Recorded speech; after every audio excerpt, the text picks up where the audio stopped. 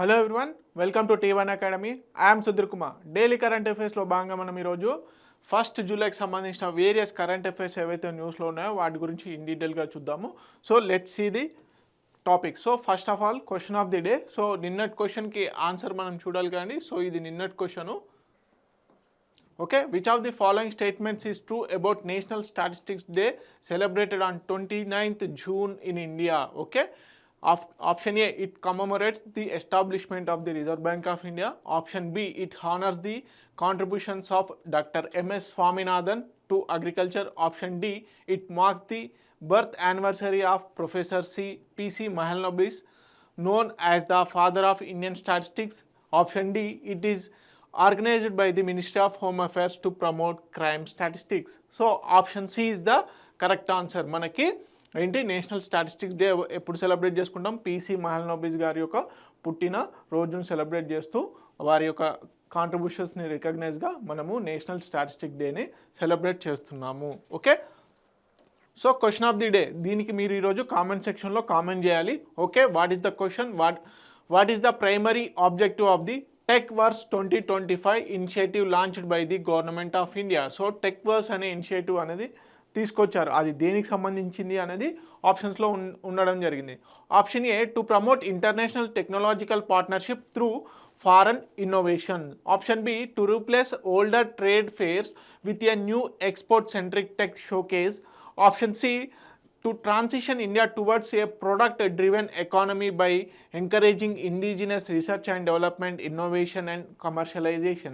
Option D, to establish an autonomous technology platform managed solely by scientific institutions without government oversight.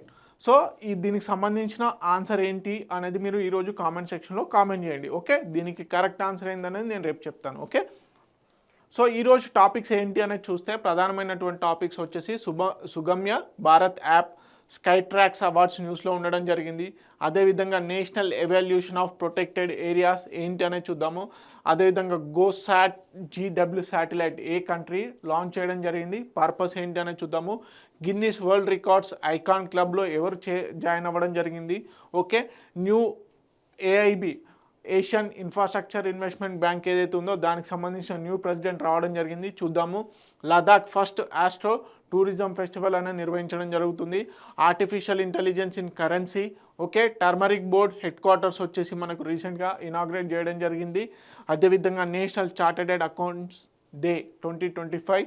Next global minimum tax, most important topics. Okay, అదేవిధంగా miscellaneous topics ఇంకేమైనా ఉంటే చూద్దాం. So first and foremost వచ్చేసి Sugamya Bharat Abhiyan, Sugamya Bharat app.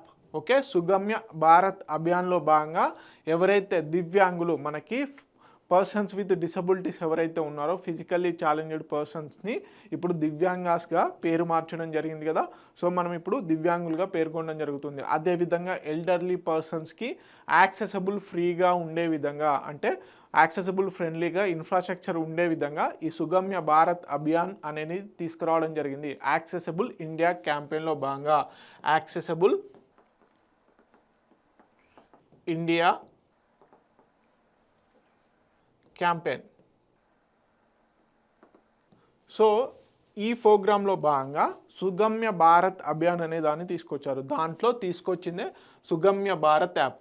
ఈ app ద్వారా ఏంటి అంటే బేసిక్గా ఎవరైతే దివ్యాంగులు కానీ ఓల్డర్స్ ఉంటారో వారికి పబ్లిక్ ఇన్ఫ్రాస్ట్రక్చర్ బేసిక్గా యాక్సెసబుల్ ఫ్రీగా ఉండే విధంగా తీర్చిదిద్దాలి, దానికంటూ ఒక కంప్లైంట్ సిస్టమ్ ఉండాలి అని చెప్పేసి ఒక పబ్లిక్ ఎనేబుల్డ్గా ఈ యాప్ను అనేది తీసుకురావడం జరిగింది. సో దీనికి సంబంధించి ఆల్రెడీ 2021లోనే తీసుకొచ్చారు, కాకపోతే ఇప్పుడు advanced version okay AI enabled యాప్ని తీసుకురావడం జరిగింది. AI ఎనేబుల్డ్ చాట్ బోటు, అదేవిధంగా ఈ AI ఎనేబుల్డ్ ఫోటోగ్రఫీ రిలేటెడ్ ఏదైతే ఉందో దాన్ని తీసుకురావడం జరిగిందనమాట. ఓకే, సో దీన్ని తీసుకొచ్చింది ఎవరు, ఏ మినిస్ట్రీ అనేది కూడా ఇంపార్టెంట్. సుగమ్య భారత్ యాప్ వచ్చేసి department of empowerment of persons with disabilities, department of empowerment of persons with disabilities అనే డిపార్ట్మెంటు ఏ మినిస్ట్రీ కింద ఉంటుంది?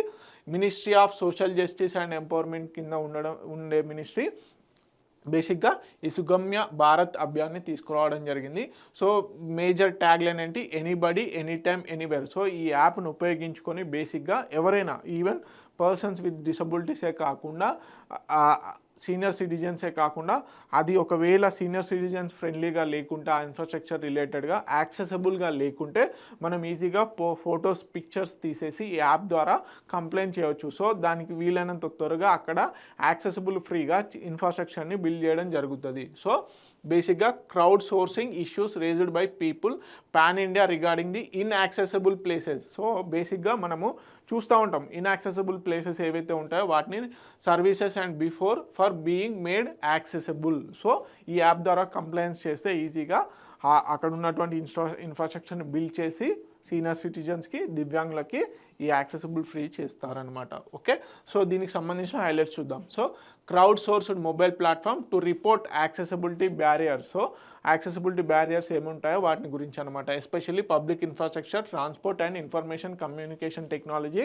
సిస్టమ్స్. సో బేసిక్గా ఇది న్యూ ఫ్యూచర్ ఏంటి, artificial intelligence power tools, intuitive user interface, అదేవిధంగా enhanced support for persons with disabilities. బేసిక్గా senior సిటిజన్స్కి ఫ్రెండ్లీగా ఉండే విధంగా ఈ యాప్ని అడ్వాన్స్డ్ వర్షన్లో తీసుకొచ్చారు.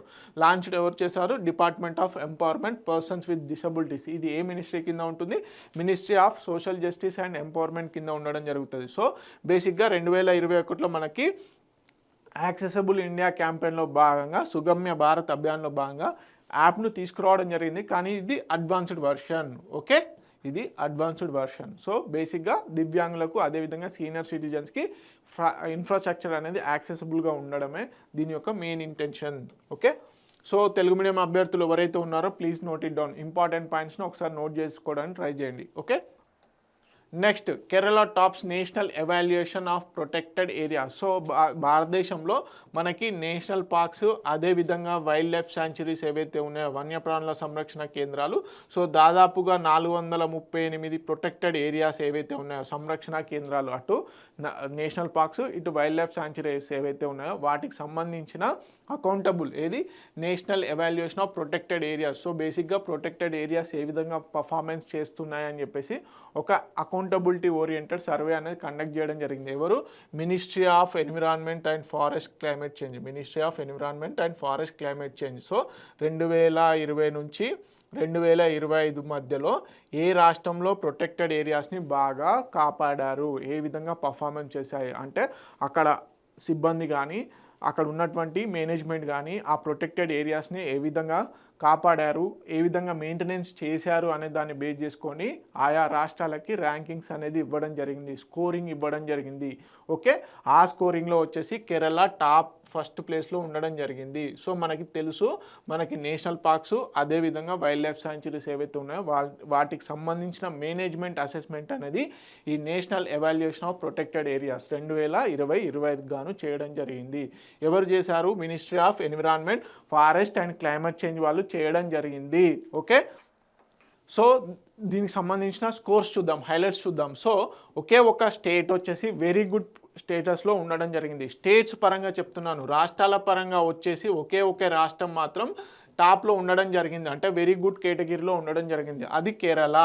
ఓకే, ఏ స్టేట్, కేరళ. ఎంత, 76.22%తోని 76.22%తోని టాప్లో ఉండడం జరిగింది. దాని తర్వాత కర్ణాటక 74.24%తోని సెకండ్ ప్లేస్లో ఉంది. పంజాబ్ 71.74%తోని థర్డ్లో ఉంది. ఓకే, హిమాచల్ ప్రదేశ్ వచ్చేసి 71.36%తోని ఉండడం జరిగింది గుడ్ రేటింగ్ కేటగిరీలో. ఓకే, సో బేసిక్గా హైయెస్ట్ స్కోర్స్ వచ్చేసి నేషనల్ ప్రొటెక్టెడ్ ఏరియాస్లో భాగంగా చూసుకున్నట్లయితే ఎరవికులం నేషనల్ పార్క్ కేరళలో ఉంది. ఇది 92.7%తోని 92.97%తోని ఫస్ట్లో ఉంది ప్రొటెక్టెడ్ ఏరియాస్ల పరంగా. కానీ రాష్ట్రాల పరంగా చూసుకుంటే కేరళ.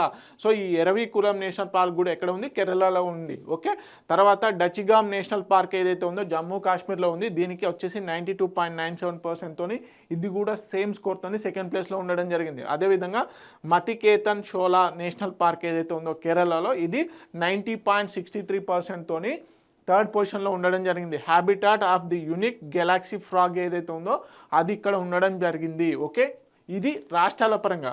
మరి యూనియన్ టెరిటరీస్ మనకి ఏవైతే కేంద్రపాలిత ప్రాంతాలు ఉన్నాయో ఆ కేంద్రపాలిత ప్రాంతాల్లో మనకి ప్రొటెక్టెడ్ ఏరియాస్ ఏ విధంగా ఉన్నాయి అని చూసుకున్నట్లయితే చండీగఢ్ మనకి ఢిల్లీ పక్కన ఉన్నటువంటి చండీగఢ్ 85.16%తోని ఒక రకంగా చూసుకున్నట్లయితే ఇటు స్టేట్స్ పరంగా అదేవిధంగా యూనియన్ టెరిటరీస్ పరంగా చూసుకున్నట్లయితే చండీగఢ్ టాప్లో ఉంది 85.16%తోని. లోయెస్ట్ వచ్చేసి లదాఖ్ 34.9%తోనే ఉంది అన్నమాట పూర్. ఓకే, దీన్ని ఎవరు రిలీజ్ చేశారు? Ministry of environment, forest and climate change వాళ్ళు రిలీజ్ చేయడం జరిగింది. సో మనకి వైల్డ్ లైఫ్ శాంచురీస్ ఏవైతే న్యూస్లో ఉన్నాయో, అదేవిధంగా టైగర్ రిజర్వ్స్ ఏవైతే న్యూస్లో ఉన్నాయో, నేషనల్ పార్క్స్ ఏవైతే న్యూస్లో ఉన్నాయో వాటి గురించి ఒకసారి కంపల్సరీ చూసుకోవాలి. ఎందుకంటే అన్ని నేషనల్ పార్క్స్ని, అన్ని వైల్డ్ లైఫ్ శాంచురీస్ని మనం చదవాలి అంటే చాలా హెక్టిక్. సో కాకపోతే ఏంటంటే try to remember national parks and tiger reserves. Okay, most of the national parks, tiger reserves same ఉంటాయి. ఓకే, సో న్యూస్లో ఉన్నటువంటి వాటిపైన ఎక్కువగా ఇంపార్టెన్స్ ఇవ్వండి. మనకు నేషనల్ పార్క్స్ చదివేటప్పుడు నేషనల్ పార్క్స్ కానీ, వైల్డ్ లైఫ్ శాంచురీస్ కానీ, టైగర్ రిజర్వ్స్ కానీ న్యూస్లో ఉంటే వాటి గురించి అది ఏ స్టేట్లో ఉంది, ఫస్ట్ పాయింట్ వచ్చేసి అది ఏ స్టేట్లో ఉంది, అక్కడ ఉన్నటువంటి flora and fauna. Okay, flora and fauna అంటే జీవ జంతు జాలాలు ఏమున్నాయి, అదేవిధంగా అక్కడ ఏదైనా రివర్ ఉందా, main river and city. Okay, city and national highways. ఒక్కొక్కసారి నేషనల్ హైవేస్ పరంగా కూడా నేషనల్ పార్క్స్ న్యూస్లో ఉండడం జరిగింది. సో నేషనల్ హైవేస్, ఏ నేషనల్ హైవే ఏ నేషనల్ పార్క్ గుండా వెళ్తుంది అనేది కూడా ఒక్కొక్కసారి ఇంపార్టెంట్. ఎందుకంటే మనకి కర్ణాటక, కేరళ మధ్యలో నేషనల్ పార్క్ ఏదైతే ఉందో national park and national highway issues నడుస్తున్నాయి. సో దానికి సంబంధించి ప్రొటెస్ట్లు కూడా జరుగుతున్నాయి. ఓకే, ఎవరు నేచర్ కన్జర్వేషన్ వాళ్ళతోని. సో అలాంటి సందర్భంలో అవి కూడా ఇంపార్టెంటే. సో ఒక నేషనల్ పార్క్ కానీ, ఒక వైల్డ్ లైఫ్ శాంచురీ కానీ న్యూస్లో ఉంటే ఈ పాయింట్స్ని ఖచ్చితంగా గుర్తుపెట్టుకోవాల్సిందే. ఓకే, సో తెలుగు మీడియం అభ్యర్థులు ఎవరైతే ఉన్నారో please note it down. Okay, important points అన్నీ ప్రతిదీ కూడా ఇంపార్టెంటే. నెక్స్ట్ దోలే, ఏషియాటిక్ వైల్డ్ డాగ్ అని చెప్పేసి అంటారు. దీనికి లోకల్గా పేరు వచ్చేసి మన ఇండియాలో దోలే అంటారు, కాకపోతే Asiatic wild dog. So wild life institute of India ఏదైతే ఉందో, wild life institute of India వాళ్ళు రీసెంట్గా స్టడీ చేస్తే ఇది కాజీరంగా కర్బీ అన్లాగ్ ల్యాండ్స్కేప్ ఏదైతే ఉందో మనకు అస్సాం, అదేవిధంగా ఈ కర్బీ అన్లాగ్ ల్యాండ్స్కేప్ ఏదైతే ఉందో ఆ రీజియన్లో ఇది చాలా రోజుల తర్వాత కనిపించడం జరిగింది. ఈ దోలే ఇటీవల కాలంలో ఎక్కడ కనిపించింది అంటే కాజీరంగా అండ్ కర్బీ అన్లాగ్ ల్యాండ్స్కేప్లో. యాక్చువల్లీ ఇది అక్కడ ఉన్నటువంటి వైల్డ్ ఎక్స్టింక్షన్ అనుకున్నారు, కానీ తిరిగి కనిపించేసరికి ఇది ఒక రకంగా వైల్డ్ లైఫ్ కన్జర్వేషన్కి హెల్ప్ అవుతుంది అని చెప్పేసి చెప్పడం జరుగుతుంది. సో దీని యొక్క కేటగిరీ మనకి international union for conservation nature ఏదైతే ఉందో IUCN దాంట్లో ఎండేంజర్డ్ కేటగిరీలో ఉండడం జరిగింది. సో ప్రధానంగా ఇది south central and south east ఏషియాలో ఇది ఎక్కువగా కనిపించడం జరుగుతుంది. Population exist in Western Ghats, అదేవిధంగా ఈస్టర్న్ ఘాట్స్, సెంట్రల్ ఇండియాలో కూడా కనిపిస్తుంది. కానీ ఫస్ట్ టైం అంటే చాలా రోజుల తర్వాత ఈ Kaziranga and Karbi analogue landscape ఏదైతే ఉందో అక్కడ కనిపించడం జరిగింది. ఓకే, సో సింపుల్గా దోలే అంటే Asiatic wild dog. Okay, Telugu medium అభ్యర్థులు ఎవరైతే ఉన్నారో please note it down. Next, Qatar Airways named world's best airline at 2025 Skytrax awards. So ఈ స్కైట్రాక్స్ అవార్డ్స్ ఏవైతే ఉన్నాయో చాలా ఇంపార్టెంట్ అవార్డ్స్. ఇంటర్నేషనల్ ఎయిర్లైన్స్లో భాగంగా సివిల్ ఏవియేషన్ ఏదైతే ఉందో వీటికి సంబంధించి ఈ స్కైట్రాక్స్ అవార్డ్స్ ఏవైతే ఉన్నాయో చాలా మోస్ట్ అన్నమాట. ఈ స్కైట్రాక్స్ అవార్డ్స్లో ఫస్ట్ టాప్ పర్ఫార్మెన్స్ చేసినటువంటి ఎయిర్లైన్స్ని చాలా ఉన్నతమైనటువంటి ఎయిర్లైన్స్గా రికగ్నైజ్ చేయడం జరుగుతుంది. సో అందుకని చెప్పేసి ఈ స్కైట్రాక్స్ అవార్డ్స్లో భాగంగా టాప్ రావడానికి చాలామంది పోటీ పడుతూ ఉంటారు, చాలా ఎయిర్వేస్. సో ఈసారి 2025లో ఖతర్ వచ్చేసి ఫస్ట్ ప్లేస్లో ఉండడం జరిగింది. తర్వాత స్విట్జర్లాండ్ ఎయిర్లైన్స్ ఏవైతే ఉందో Singapore airlines. Okay, Singapore airlines ఏదైతే ఉందో అది సెకండ్ ప్లేస్లో ఉండడం జరిగింది. ఓకే, ఆయా కేటగిరీలో మనకి బిజినెస్ క్లాస్ అని, ఫస్ట్ క్లాస్ అని చెప్పేసి ఈ విధంగా, అదేవిధంగా సర్వీసెస్ ఓరియంటెడ్లో, అదేవిధంగా టైం మేనేజ్మెంట్ ఓరియంటెడ్లో కూడా బేస్ చేసుకొని ఈ స్కైట్రాక్స్ అవార్డ్స్ అనేవి ఇవ్వడం జరుగుతుంది. సో 2025 గాను ఖతర్ ఎయిర్వేస్ ఏదైతే ఉందో అది వరల్డ్లోనే బెస్ట్ ఎయిర్లైన్గా పేరుగాంచిందనమాట. ఓకే, సో తర్వాత సింగపూర్ ఎయిర్లైన్స్ సెకండ్ ప్లేస్లో ఉండడం జరిగింది. సో దీనికి సంబంధించిన డీటెయిల్స్ చూద్దాం. Okay, so Qatar Airways rank first వచ్చింది. So name world's best airline 9th time. ఇక్కడ గుర్తుపెట్టుకోండి, వరుసగా 9వ సారి ఈ స్కై ట్రాక్స్ అవార్డ్స్ ఏవైతే ఉన్నాయో దాంట్లో 9th టైం కూడా వరుసగా 9 సంవత్సరాలుగా టాప్ పొజిషన్లో ఉండడం జరిగింది. సో దీనికి సంబంధించి మిడిల్ ఈస్ట్లో మనకి మధ్య ఆసియాలో వచ్చేసి మనకి బెస్ట్ ఎయిర్లైన్గా ఉండడం జరిగింది మిడిల్ ఈస్ట్ కంట్రీస్లో. ఓకే, అదేవిధంగా వరల్డ్స్ బెస్ట్ బిజినెస్ క్లాస్గా కూడా గుర్తించడం జరిగింది Qatar Airways. So world's best in flight entertainment, okay, in flight ఎంటర్టైన్మెంట్గా కూడా ఖతర్ ఎయిర్వేసే టాప్లో ఉండడం జరిగింది. సింగపూర్ ఎయిర్లైన్స్ వచ్చేసి సెకండ్ పొజిషన్లో ఉంది. వరల్డ్స్ బెస్ట్ క్యాబిన్ క్రూగా గుర్తింపు పొందింది. World's best first class, so ఇక్కడ బిజినెస్ క్లాస్లో వచ్చేసి మాత్రం ఖతర్ ఎయిర్వేస్. అదేవిధంగా బెస్ట్ ఫస్ట్ క్లాస్లో వచ్చేసి ఫస్ట్ క్లాస్ కేటగిరీలో వచ్చేసి సింగపూర్ ఎయిర్లైన్స్. అదేవిధంగా best airlines in Asia. Okay, so ఇదేమో బెస్ట్ ఇన్ ఫ్లైట్ ఎంటర్టైన్మెంట్గా ఖతర్ ఎయిర్వేస్ ఉంటే ఇక్కడ among the best airlines in Asia. So ఈ విధంగా ఈ 2 ఎయిర్లైన్స్ ఏవైతే ఉన్నాయో అవి టాప్లో నిలవడం జరిగింది. Skytrax awards are regarded as the most prestigious benchmark global airlines excellence. Okay, so Telugu medium అభ్యర్థులు ఎవరైతే ఉన్నారో please note it down. Okay, next GOSAT GW satellite. Okay, మనకి గ్లోబల్ అబ్జర్వింగ్ శాటిలైట్ ఏదైతే ఉందో దీన్ని జపాన్కి సంబంధించిన జాక్సా వాళ్ళు launch చేయడం జరిగింది. ఓకే, నిన్న బేసిక్గా గోసాట్ జీడబ్ల్యూ అనే శాటిలైట్ని లాంచ్ చేశారు. ఓకే, జపాన్ లాంచ్ చేసి క్లైమేట్ చేంజ్ మానిటరింగ్ శాటిలైట్. ఇది ఒకటి గుర్తుపెట్టుకోండి, పర్యావరణంలో మార్పులు ఏవైతే ఉన్నాయో వాటిని మానిటర్ చేయడం కోసం అని చెప్పేసి ఈ శాటిలైట్ని లాంచ్ చేయడం జరిగింది. ఏ రాకెట్ ద్వారా? H2A రాకెట్ ద్వారా. సో బేసిక్గా ఇవి మనకి greenhouse gases and water cycle ఏ విధంగా మారుతుంది అని ప్రయోగం చేసేందుకు అని చెప్పేసి ఒక అబ్జర్వేషన్ శాటిలైట్ ఉండాలి గ్లోబ్ని మానిటర్ చేసేందుకు అని చెప్పేసి ఇది 3rd శాటిలైట్. ఓకే, 3వ satellite and final mission. Okay, ఇది బేసిక్గా మనకి గ్లోబల్ అబ్జర్వింగ్ శాటిలైట్లో భాగంగా ఇది 3rd. ఓకే, చూద్దాం హైలైట్స్ ఏంటనేది. ఓకే, H2A రాకెట్ ద్వారా ఎక్కడి నుంచి లాంచ్ చేశారు? మనకి టనే గషిమా స్పేస్ సెంటర్ నుంచి లాంచ్ చేయడం జరిగింది. Okay, GOSAT GW satellite as part of Tokyo's effort to mitigate climate change. So ఈ శాటిలైట్ ప్రధానంగా ఏం చేస్తుంది? గ్రీన్ హౌస్ గ్యాసెస్, భూమిపైన ఉన్నటువంటి ఈ క్లైమేట్ చేంజ్ వల్ల ఏం జరుగుతుంది, గ్రీన్ హౌస్ గ్యాసెస్ ఏ విధంగా ఉన్నాయి, వాటి యొక్క లెవెల్స్ ఏ విధంగా ఉన్నాయని చెప్పేసి మానిటరింగ్ చేయడం కోసం అని చెప్పేసి ఈ గోసాట్ జీడబ్ల్యూ శాటిలైట్ని లాంచ్ చేయడం జరిగింది. సింపుల్గా global observing satellite. Okay, greenhouse gases అదేవిధంగా వాటర్ సైకిల్ని మానిటర్ చేస్తుంది. 3rd series in the mission to monitor carbon, methane and other greenhouse gases. Okay, ఇది ఫైనల్ శాటిలైట్ ఈ అబ్జర్వేషన్లో భాగంగా పంపించింది. ఓకే, ఏ దేశం పంపించింది అంటే జపాన్. సింపుల్గా ఇక్కడ క్వశ్చన్ ఒకటే రకంగా అడుగుతారు. మనందరికీ తెలుసు ఇటీవల కాలంలో వార్తల్లో నిలిచినటువంటి గోసాట్ ఏదైతే ఉందో శాటిలైట్ దేనికి సంబంధించింది, గోసాట్ జీడబ్ల్యూ శాటిలైట్ ఏ దేశం ప్రయోగించింది అని కూడా అడిగే ఛాన్సెస్ ఉన్నాయి. ఓకే, సో తెలుగు మీడియం అభ్యర్థులు ఎవరైతే ఉన్నారో please note it down. Next, Usain Bolt has been introduced into the Guinness World Records Icon Club. So మనకు తెలుసు పరుగుల రారాజుగా పేరుగాంచిండు Usain Bolt, Jamaican star. So వరుసగా 2 ఒలింపిక్స్లో 100 మీటర్స్ కేటగిరీస్ ఏవైతే ఉన్నాయో 100 మీటర్స్, అదేవిధంగా 200 మీటర్స్, అదేవిధంగా 4x100 రీలే. సో ఈ రీలేలో కూడా వరుసగా 2 ఒలింపిక్స్లో గోల్డ్ మెడల్స్ సాధించిన ఏకైక player. Okay, runner 100 metres, 200 metres and 4x100.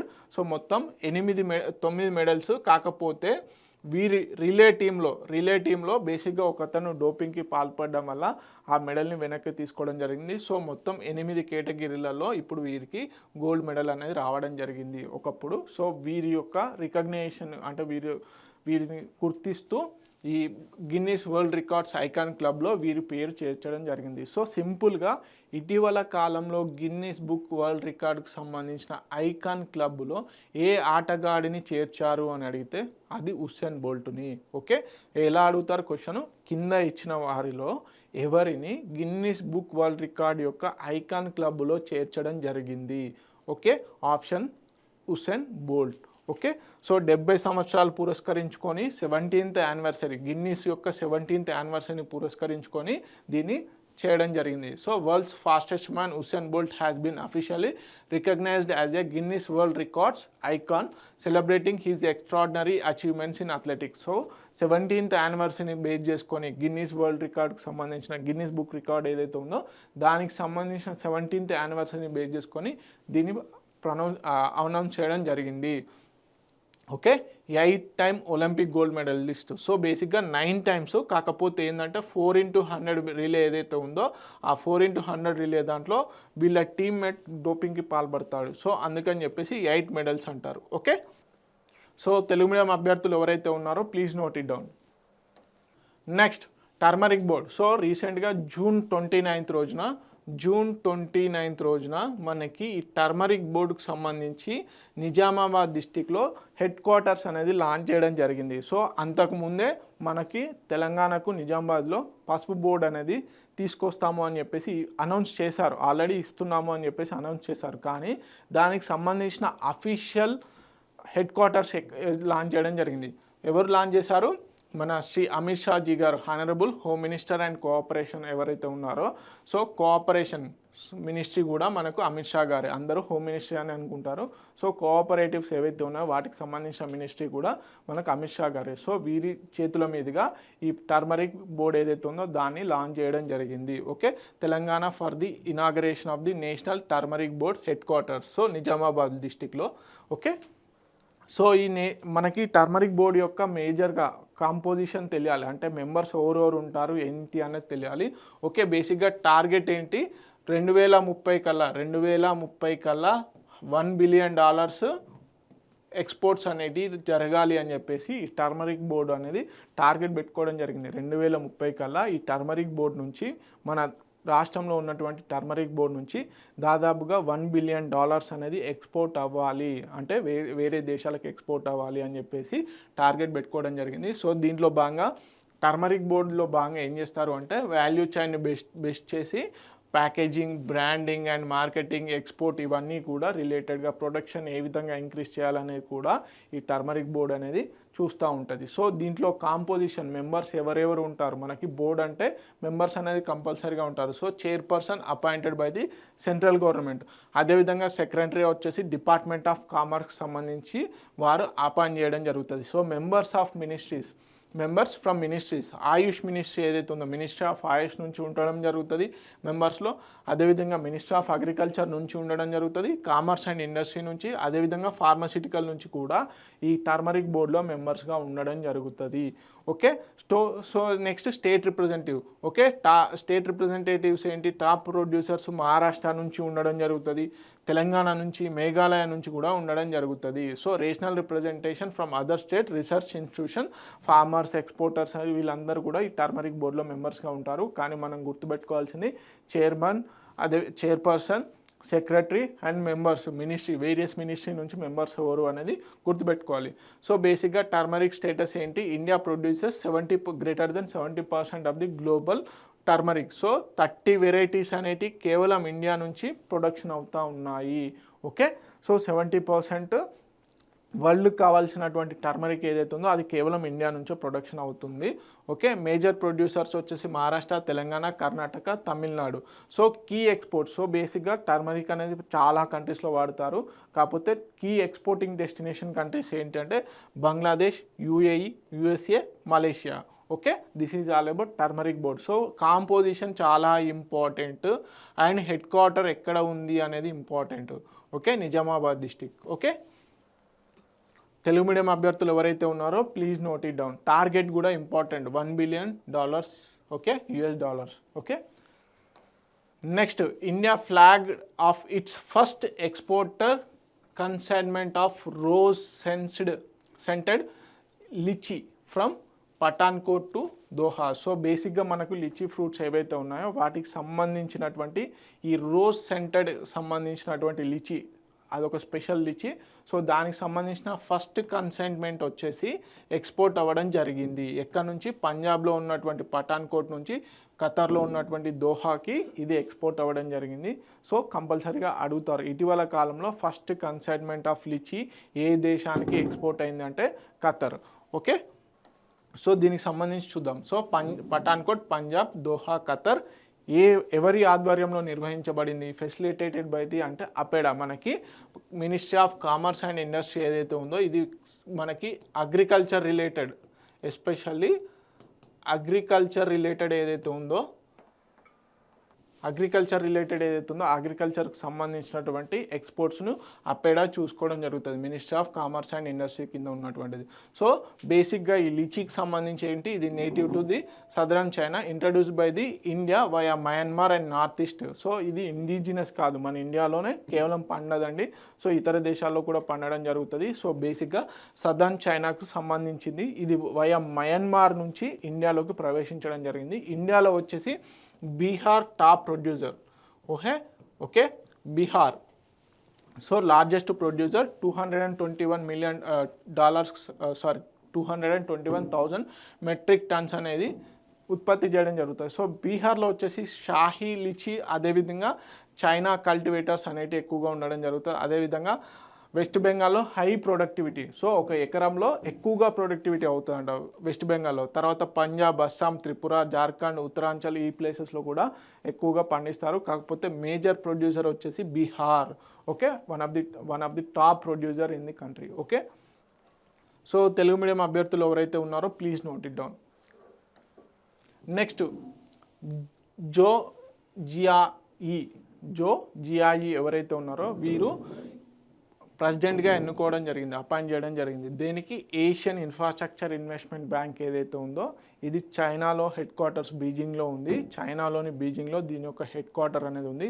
Asian infrastructure investment బ్యాంక్కి వీరు జపాన్కి సంబంధించినటువంటి జో జియాయి ఎవరైతే ఉన్నారో వారు కొత్తగా ఎన్నుకోవడం జరిగింది, అపాయింట్మెంట్ చేయడం జరిగింది జో జియాయి. సో వీరికి సంబంధించి వీరు former vice finance minister. Okay, వీరు బేసిక్గా జపాన్కి ఫార్మర్ వైస్ ప్రెసిడెంట్గా ఫైనాన్స్ మినిస్టర్గా వర్క్ చేయడం జరిగింది. Her 5 years term will be begin January 2026 నుంచి వీరి యొక్క టర్మ్ అనేది స్టార్ట్ అవుతుంది. సో వీరు 5 సంవత్సరాలు వీరు ఇదే పదవిలో ఉండడం జరుగుతుంది. వారి యొక్క టర్మ్ వచ్చేసి January 2026 నుంచి స్టార్ట్ అవుతుంది. సో వీరు బేసిక్గా ఎవరి ప్లేస్లో అంటే బేసిక్గా జిన్ లికాన్. ఓకే, జిన్ లికాన్ ఎవరైతే ఉన్నారో జిన్ లికాన్ ప్లేస్లో వీరు అపాయింట్ అవ్వడం జరిగింది. Okay, so head quarters Asian infrastructure investment bank యొక్క హెడ్ క్వార్టర్ ఎక్కడ ఉంది చెప్పాను కదా, బీజింగ్, చైనా. అదేవిధంగా ఎప్పుడు స్థాపించడం జరిగింది? 2016లో. సో సింపుల్గా క్వశ్చన్ ఒకటే విధంగా అడుగుతారు, ఇటీవల కాలంలో ఎవరు ఏషియా ఇన్ఫ్రాస్ట్రక్చర్ ఇన్వెస్ట్మెంట్ బ్యాంక్కి ప్రెసిడెంట్గా అపాయింట్ అయ్యారు అంటే Zou Jiayi. Okay, so Telugu medium అభ్యర్థులు ఎవరైతే ఉన్నారో please note in.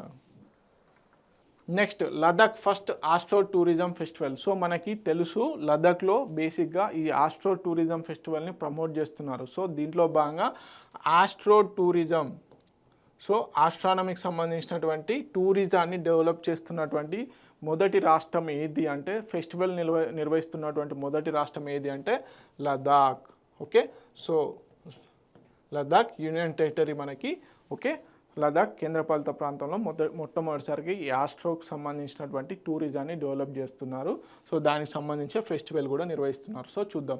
First ever astro tourism festival held in Ladakh, Ladakh. So tourism department of the Ladakh, అదేవిధంగా ఇండియన్ ఇన్స్టిట్యూట్ ఆఫ్ ఆస్ట్రోఫిజిక్స్ వారు సంయుక్తంగా ఈ ఆస్ట్రో ఫెస్టివల్ని నిర్వహిస్తున్నారు, టూరిజం ఫెస్టివల్ని. ఇది ఒక 2 day event, promote Ladakh as a premier astro tourism destination. So మరి మనకి లదాఖే ఎందుకు, లేహ్ ఎందుకు? మనం చూస్తూ ఉంటాం తరచుగా టెలిస్కోప్స్ కానీ అబ్జర్వేటరీ కానీ మనకి లదాఖ్లోనే ఎక్కువగా, ఇండియా వరకు సంబంధించి ఎక్కువగా మనము లదాఖ్లో లేహ్లోనే ఎక్కువగా ఎస్టాబ్లిష్ చేస్తూ ఉంటాం. ఎందుకు అంటే అక్కడ సౌండ్ పొల్యూషన్ ఉండదు, క్లియర్ స్కైస్ ఒకటి. సో మనకి బేసిక్గా నక్షత్రాలను కానీ స్కైని అబ్జర్వ్ చేయాలంటే ఏం ప్రధానంగా కావాల్సింది ఏంటి, క్లియర్ స్కై. ఓకే, నిర్మానుష్యమైనటువంటి ఆకాశం ఉండాలి రాత్రి వేళలో. అందుకని చెప్పేసి లే లదాఖ్నే ఎక్కువగా చూస్ చేసుకోవడం జరుగుతుంది. Clear, pollution free night skies, high altitude observation advantages, ఇవి మనకి లే లదాఖ్ యొక్క advantages as per the astrophysics point of వ్యూలో. Okay, expert talks by ISRO scientist and university astronomers. So బేసిక్గా ఈ ఫెస్టివల్లో భాగంగా ఇస్రోకి సంబంధించిన సైంటిస్టులు, అదేవిధంగా ఈ యూనివర్సిటీ ఆస్ట్రానమర్స్ ఎవరైతే ఉన్నారో వారు దీంట్లో సెమినార్స్ అనేది ఇవ్వడం జరుగుతుంది. Night sky observation at Ladakh university. Ladakh యూనివర్సిటీలో నైట్ స్కైని అబ్జర్వ్ చేసే ఛాన్సెస్ ఉంటాయి. అదేవిధంగా guided telescope sessions viewing constellation, planets and deep sky objects ఏవైతే ఉంటాయో వాటిని చూపించడం జరుగుతుంది. ఓకే, సో తెలుగు మీడియం అభ్యర్థులు ఎవరైతే ఉన్నారో please note it down. Next, AI in currency. So బేసిక్గా టాపిక్ ఏంటంటే మనకి బ్యాంకింగ్ సిస్టంలో ఈ ఏఐ రిలేటెడ్ టెక్నాలజీ అనేది చాలా మటుకు బ్యాంక్స్ ఉపయోగిస్తున్నాయి. కస్టమర్ సర్వీసెస్ కోసమని, సో అదేవిధంగా క్రెడిట్ రిలేటెడ్ ఇష్యూస్ కోసమని, సో వేరియస్ పర్పస్ కోసం అని చెప్పేసి మనకి ఈ ఏఐ టెక్నాలజీని కరెన్సీలో, అంటే ఎస్పెషల్లీ కరెన్సీలో ఏఐ యూజ్ చేయడం కాదు, బ్యాంకింగ్ సర్వీసెస్లలో ఈ ఏఐ టెక్నాలజీని వాడుతున్నారు అని చెప్పేసి ఆర్టికల్ రావడం జరిగింది. Okay, AI in currency, how artificial intelligence is quietly rewriting the rules of modern banking. Okay, so technology upgrade అవుతున్నప్పుడు బ్యాంకింగ్ సిస్టమ్ కూడా అప్గ్రేడ్ అవుతూ ఉంటుంది. సో దానికి సంబంధించే ఏఐ టెక్నాలజీని మనం బ్యాంకింగ్ సిస్టంలో వాడుతున్నాము. దీని ద్వారా rewriting the rules of modern banking అని చెప్పేసి రావడం జరిగింది. So Indian bank shifting from manual process to AI driven operation. So ఒకప్పుడు మనము కస్టమర్ కేర్కి కాల్ చేస్తే కస్టమర్ కేర్ పర్సన్ మాట్లాడేవాడు. కాకపోతే ఇప్పుడు ఏంటి, బేసిక్గా చాలా మటుకి చాట్ బోట్ రిలేటెడ్ ఎక్కువగా రావడం జరిగింది. సో అలాంటి ఏఐ టెక్నాలజీని వాడుతున్నారు అని చెప్పేసి చెప్పడం జరుగుతుంది. AI adoption, spams, customer service, credit decision, అదేవిధంగా ఫ్రాడ్ డిటెక్షన్, వెల్త్ మేనేజ్మెంట్లో కూడా ఏఐ టెక్నాలజీని వాడుతున్నారు. సో క్రెడిట్ డిసిషన్స్ అంటే ఒక పర్సన్కి క్రెడిట్ ఇవ్వాలా వద్దా, అంటే లోన్ ఇవ్వాలా వద్దా అనే డిసిషన్ కూడా ఏఐకే ఇవ్వడం జరుగుతుంది. ఓకే, దీంట్లో భాగంగా కీ అప్లికేషన్స్ ఎక్కడ, customer life cycle management, hyper personalised frictionless services, anticipate customer needs, ఇవన్నీ కూడా మనకి కస్టమర్ లైఫ్ సైకిల్ మేనేజ్మెంట్లో భాగంగా, అదేవిధంగా డాక్యుమెంట్ ప్రాసెసింగ్లో, సెంటిమెంట్స్ అనాలిసిస్, అదేవిధంగా credit underwriting, fraud detection, wealth management, ఈ విధంగా ఏఐ టెక్నాలజీని డిఫరెంట్ కేటగిరీస్లో వాడడం జరుగుతుంది. సో దీని ద్వారా బ్యాంకింగ్ రూల్స్ అనేటివి కూడా మారబోతున్నాయి యాజ్ ఏ మోడర్న్ బ్యాంకింగ్లో భాగంగా. సో టాప్ లెండర్ బేసిక్గా లీడింగ్ అడాప్టర్స్ ఓరు ఎస్బీఐ, హెచ్డిఎఫ్సి, ఐసిఐసి, ఇవన్నీ బ్యాంక్స్, అదేవిధంగా ఫోన్పే, పేటిఎం కూడా ఈ ఏఐ రిలేటెడ్నే వాడడం జరుగుతుంది. ఓకే, సో తెలుగు మీడియం అభ్యర్థులు ఎవరైతే ఉన్నారో please note it down. Next, national chartered accounts day 2025. మనం ఎవ్రీ ఇయర్ జూలై ఫస్ట్న నేషనల్ చార్టెడ్ అకౌంట్స్ డేని సెలబ్రేట్ చేసుకోవడం జరుగుతుంది. ఓకే, ఎందుకు ఏంటి అనేది చూద్దాం. Okay, so commemorates the founding of the Institute of Chartered Accountants of India in 1949. ఈ Institute of Chartered Accountants of India అనే ఆర్గనైజేషన్ని ఎస్టాబ్లిష్ చేశారు. ఇదొక బాడీ, ఇదొకటి స్టాట్యుటరీ బాడీ, చట్టపరమైనటువంటి సంస్థ. మరి ఏ చట్టం ద్వారా ఏర్పాటు చేశారు అంటే చార్టెడ్ అకౌంటెంట్స్ యాక్ట్ 1949. సో దీనికంటే ముందు ఈ Institute of Chartered Accountants of India 1949 ఏదైతే ఇన్స్టిట్యూట్ ఉందో దాన్ని ఎస్టాబ్లిష్ చేయకముందు కూడా చార్టెడ్ అకౌంట్స్ ఉండేవాళ్ళు. కాకపోతే వాళ్ళు కంపెనీస్ యాక్ట్ ఏదైతే ఉందో ఆ కంపెనీస్ యాక్ట్ కింద మాత్రమే రిజిస్టర్ అయ్యి ఇష్టం వచ్చినట్లు చార్టెడ్ అకౌంటింగ్ చేసేవాళ్ళు. కాకపోతే దీన్ని రెగ్యులరైజేషన్ చేయాలి అని చెప్పేసి చార్టెడ్ అకౌంటెంట్స్ యాక్ట్ 1949 తీసుకొచ్చారు. దాని కిందనే ఈ ఇన్స్టిట్యూట్ ఆఫ్ చార్టెడ్ అకౌంటెంట్స్ ఏదైతే ఉందో దాన్ని ఎస్టాబ్లిష్ చేయడం జరిగింది 1949లో. సో ఇదొక చట్టపరమైనటువంటి సంస్థ. సో దీన్ని ఎస్టాబ్లిష్ చేసినందుకు గాను దీన్ని రికగ్నైజ్ చేస్తూ ఎవ్రీ ఇయర్ జూలై ఫస్ట్ రోజున నేషనల్ చార్టెడ్ అకౌంట్స్ డేని సెలబ్రేట్ చేసుకోవడం జరుగుతుంది. ఓకే, సో ఇది ఒక స్టాట్యుటరీ బాడీ, గుర్తుపెట్టుకోండి. ఒకవేళ క్వశ్చన్స్ స్టాటిక్ ఓరియంట్లో అడిగే ఛాన్సెస్ ఉన్నాయి. Largest body of Chartered accountants globally, regulates education, training standards and ethics. So బేసిక్గా ఈ ఇన్స్టిట్యూట్ ఏదైతే ఉందో ఇదే ట్రైనింగ్, అకాడమీ ఏ విధంగా ఉండాలి, అదేవిధంగా ప్రాసెస్ ఏ విధంగా చేయాలి, స్టాండర్డ్స్ ఏ విధంగా మెయింటైన్ చేయాలి అని డిసైడ్ చేస్తుంది. Advise the government on policy and accounting practices. Significance of the మనకి సిఏడే యొక్క సిగ్నిఫికెన్స్ ఏంది? So recognise dedication and integrity of financial stewardship, reinforces the importance of continuous learning and ethical conduct ఏ విధంగా అయితే నిర్వహిస్తారో బేసిక్గా ఒక రకంగా రికగ్నేషన్ చేయడం కోసం అని చెప్పేసి చార్టెడ్ అకౌంట్స్ యొక్క సర్వీసెస్ని వారి యొక్క సేవల్ని రికగ్నైజ్ చేసుకోవడం కోసం అని చెప్పేసి గుర్తించడం కోసమని మనము చార్టెడ్ అకౌంట్స్ డేని సెలబ్రేట్ చేస్తాము. నేషనల్ చార్టెడ్ అకౌంట్స్ డే ఎప్పుడు జూలై 1 రోజున. ఓకే, సో తెలుగు మీడియం అభ్యర్థులు ఎవరైతే ఉన్నారో please note it down. The most important point in this institute of chartered accounts ఏదైతే ఉందో అది మాత్రం స్టాట్యుటరీ బాడీ, గుర్తుపెట్టుకోండి. చార్టెడ్ అకౌంట్స్ అండ్ యాక్ట్ 1949 ద్వారా ఎస్టాబ్లిష్ చేయడం జరిగింది. Okay, next the most important topic global minimum tax. Okay, global minimum tax. So ఈ global minimum tax అంటే ఏంటి? ఫస్ట్ ఆఫ్ ఆల్ దీన్ని ఎవరు తీసుకొచ్చారు?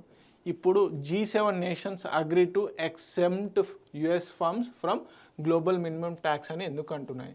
సో బేసిక్గా మనకి గ్లోబల్ వైడ్గా నిర్వహించే కొన్ని ఆర్గనైజేషన్స్ ఉన్నాయి, companies, multinational companies like Google. ఆపరేషన్స్లో గూగుల్, ఓకే, తర్వాత ఫేస్బుక్ అంటే ఇప్పుడు మెటా, అమెజాన్,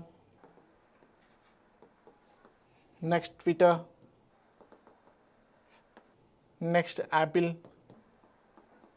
సో ఇవన్నీ కూడా గ్లోబల్ ఆపరేషన్స్ చేస్తాయి. అంటే ఆయా కంట్రీస్లలో వాటి యొక్క బ్రాంచెస్ని ఏర్పాటు చేసుకొని వాటి యొక్క ఆపరేషన్స్ చేస్తూ ఉంటాయి. సో వీటి ఫౌండింగ్ కంట్రీ వేరు. సపోజ్ ఒక కంట్రీలో దీని యొక్క మేజర్ ఫౌండింగ్ ఉంటుంది, కానీ దాని ఆపరేషన్స్ వచ్చేసి ఎక్కడో సైప్రస్లోనో లేకపోతే మారిషస్లోనో ఎక్కడైతే ట్యాక్స్ తక్కువ ఉంటుందో అక్కడ చేయడం జరుగుతుంది. సపోజ్ నేను ఒక ఎగ్జాంపుల్ చెప్పదలుచుకున్నాను. ఇక్కడ ఇండియాలో ఫేస్బుక్ తన ఆపరేషన్స్ అంటే మెటా, ఇప్పుడు ప్రస్తుతానికి మెటా అని పిలుస్తున్నాం. మెటా కిందనే వాట్సాప్, ఇన్స్టాగ్రామ్ ఇవన్నీ ఉన్నాయి. సో మెటా ఇండియాకు సంబంధించిన ఆపరేషన్స్ అంటే ఇండియాలో ఎస్టాబ్లిష్ చేసుకుంది, కానీ ఇండియాకు సంబంధించిన ఆపరేషన్స్ని ఇండియాలో చేయకుండా ఎక్కడనో సైప్రస్లోనో మారిషస్లోనో నిర్వహిస్తుంది. ఎందుకు? ఇక్కడ కార్యకలాపాలు చేయడం వల్ల ఎక్కువగా లాభాలు వస్తే ఆ లాభాలపైన మనం కార్పొరేట్ ట్యాక్స్ ద్వారా ఎక్కువగా పన్ను వసూలు చేస్తున్నాం, ట్యాక్స్ని ఎక్కువగా వేయడం జరుగుతుంది. సో దీన్ని అవాయిడ్ చేయడం కోసం అని చెప్పేసి ఒక డమ్మీ కంపెనీని మారిషస్లో ఏర్పాటు చేసి అక్కడ ఆపరేషన్స్ ఆ కంట్రీకి సంబంధించినవి కాకుండా ఇండియాలో ఏవైతే ఆపరేషన్స్ చేయాలో అవిటిని అక్కడ చేయడం జరుగుతుంది. దానివల్ల ఏం జరుగుతుంది? ఇండియాలో చూపించాల్సిన లాభము, ఇండియా వల్ల వచ్చిన లాభాన్ని ఇండియాలో కాకుండా సైప్రస్లో వచ్చినట్టుగా చూపించడం జరుగుతుంది. సో దీని ద్వారా ఏదైతే ట్యాక్స్ వస్తుందో అంటే ట్యాక్స్ వేయాల్సిన లాభం పైన వేయాల్సిన ట్యాక్స్ ఏదైతే ఉందో ఆ ట్యాక్స్ని ఒక రకంగా అవాయిడ్ చేయడం జరుగుతుంది. సో దీనికి ఆల్టర్నేట్గా గ్లోబల్ మినిమం ట్యాక్స్ అని చెప్పేసి OECD కంట్రీస్ తీసుకురావడం జరిగింది. సో 2021లో గ్లోబల్ మినిమం ట్యాక్స్ అనేది తీసుకురావడం జరిగింది. సో దీనికి సంబంధించి OECD organisation of economic cooperation and development వారు, అదేవిధంగా దాదాపుగా ప్రపంచంలో ఉన్నటువంటి 141 కంట్రీస్ ఈ గ్లోబల్ మినిమం ట్యాక్స్కి ఓకే చెప్పాయి. అయితే రీసెంట్గా ఏదైతే ఉందో G7 సమ్మిట్లో ఈ గ్లోబల్ మినిమం ట్యాక్స్లో భాగంగా అమెరికాను ఎగ్జంప్షన్ చేస్తున్నాము అని చెప్పేసి G7 ప్రకటించడం జరిగింది. OECD ప్రకటించలేదు, గుర్తుపెట్టుకోండి. ఆర్గనైజేషన్ ఆఫ్ ఎకనామిక్ కోఆపరేషన్ అనేది ఇంకా స్టిల్ పెండింగ్లోనే ఉంది. ఈ ఆర్గనైజేషన్ ఏదైతే ఉందో 38 మెంబర్స్తో కూడుకున్నటువంటి ఆర్గనైజేషను, మనకి ఈ 38 మెంబర్స్తో కూడుకున్నటువంటి ఆర్గనైజేషన్ ఏదైతే ఉందో ఇది ఇంకా యాక్సెప్ట్ చేయలేదు యూఎస్ని ఎగ్జామ్ చేస్తామని. సో ఎందుకు ఇప్పుడు న్యూస్లో ఉందంటే రీసెంట్గా G7 సమ్మిట్ కెనడా ప్రెసిడెన్సీలో భాగంగా జరిగింది, కెనడాలో జరిగింది. ఈ కెనడాకి వెళ్ళినప్పుడు అక్కడ యుఎస్ ప్రెసిడెంట్ ఎవరైతే ఉన్నారో మీరు లేదు ఈ గ్లోబల్ ఏదైతే మినిమం ట్యాక్స్ ఉందో దానికి సంబంధించి యుఎస్ ఏదైతే ఉందో యుఎస్ కంపెనీస్. సో ప్రధానంగా ప్రపంచంలో ఉన్నటువంటి ప్రధానమైనటువంటి మేజర్ ఆపరేషన్స్ చేసేటువంటి కంపెనీస్ అని యుఎస్ బేస్డ్ కంపెనీసే. కాకపోతే వాటి బ్రాంచెస్ని మాత్రం ఆయా కంట్రీస్లో ఎస్టాబ్లిష్ చేయడం జరిగింది. కాకపోతే ఈ యుఎస్లో ఫౌండింగ్ ఏవైతే ఉన్నాయో వాటికి మాత్రం గ్లోబల్ మినిమం ఆల్టర్నేట్ ట్యాక్స్ ఏదైతే ఉందో వాటిని వెయ్యొద్దు. 15% గ్లోబల్ మినిమం ట్యాక్స్ అని చెప్పేసి పేర్కొంటున్నారు. సో ఈ 15%ని వెయ్యొద్దు.